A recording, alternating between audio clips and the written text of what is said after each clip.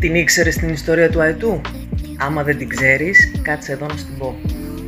Ένας αετός μπορεί να ζήσει είτε 40 χρόνια, είτε 70. Πώς γίνεται αυτό?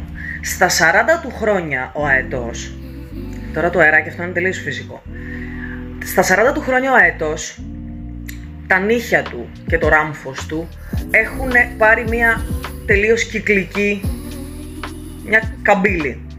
Με αποτέλεσμα ούτε να μπορεί να κυνηγήσει, να γραπώσει, να τραφεί, αλλά ούτε μπορεί να φάει κιόλας, γιατί το ράμφος του κλείνει μέχρι εδώ. Οπότε, ένας αετός στα 40 του έτη έχει την επιλογή είτε να πεθάνει από την πείνα ή να περάσει μια επώδυνη διαδικασία μεγαλώματος. Οι αετοί οι οποίοι επιλέγουν να περάσουν αυτή τη διαδικασία, η οποία